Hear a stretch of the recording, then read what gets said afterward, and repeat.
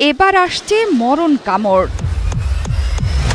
ইসরায়েলের জন্য সমুদ্রকে নরকে পরিণত করার প্রত্যয়ে ইরানের বিপ্লবী গার্ড আইআরজিসি সহ ইসলামী প্রতিরোধ আন্দোলনের লেবানন, ইরাক এবং ইয়েমেন প্রস্তুতি নিতে নেমেছে।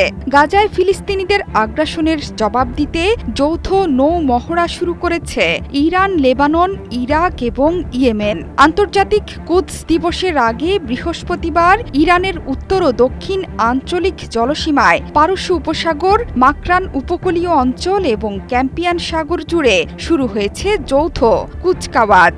মহড়ায় অংশ নিয়েছে আইআরজিসি নৌবাহিনীর শহীদ বাঘেরি ড্রোন ক্যারিয়ার, রইস আলী দেলভারি যুদ্ধজাহাজ এবং তারেক শ্রেণীর ক্ষেপণাস্ত্র উৎক্ষেপণকারী স্পিডবোট সহ ৩,০০০ ভারী এবং হালকা জাহাজ।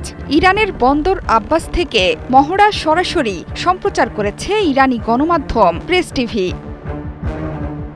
মহড়া নিয়ে আইআরজিসি নৌবাহিনীর commander rear admiral Ali Reza তাংশিরি হুঙ্কার দিয়ে বলেছেন, এই কুচকাওয়াজে অংশ নিয়েছে ৩,০০০ ভারী এবং হালকা জাহাজ।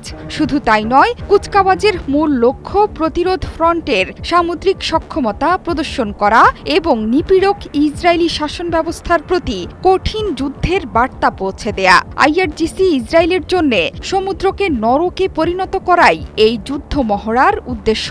প্যারেড চলাকালীন সময়ে প্রদর্শিত হচ্ছিল ফিলিস্তিনের পতাকা, এমনকি পারস্য উপসাগরে ইসরায়েল সরকারের পতাকা আগুনে পুড়িয়ে ধ্বংস করা হয়।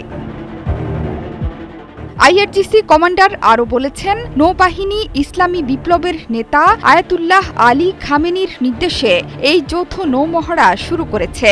এমনকি ইসরায়েলকে বিশ্বের সামনে থেকে নির্মূল করবে বলেও হুঙ্কার ছাড়েন তিনি বলেন, আমরা কেবল স্থলভাগেই যুদ্ধ করব না, আমরা সমুদ্রেও প্রস্তুত এবং ইসরায়েলের পালানোর কোনো উপায় থাকবে না বলে বেনিয়ামিন নেতানিয়াহুকে হুমকি দিয়েছেন আইআরজিসি কমান্ডার।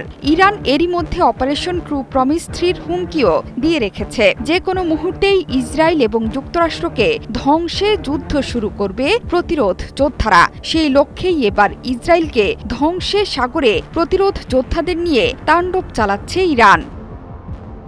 ইসরায়েল ধ্বংসে মরিয়া হয়ে উঠেছে প্রতিরোধ আন্দোলনের যোদ্ধারা। যেভাবেই হোক পশ্চিমা মদতপুষ্ট বেনিয়ামিন নেতানিয়াহুকে উৎখাতে মরিয়া হয়ে উঠেছে ইরান, লেবানন, ইরাক এবং ইয়েমেনের প্রতিরোধ আন্দোলন। ইয়েমেন থেকে প্রতিনিয়তই ইসরায়েলে ছুটে যাচ্ছে মিসাইলের ঝড়। কখনো ইসরায়েলের আন্তর্জাতিক বিমানবন্দর, কখনো মার্কিন রণতরীতে আঘাত হানছে প্রতিরোধ যোদ্ধারা। সেই সাথে লেবানন থেকেও আসছে প্রতিশোধের আগুন।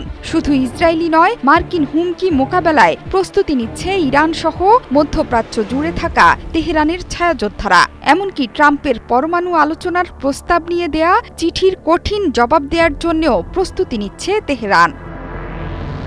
জোহরা চৌধুরী সেতু, ৭১।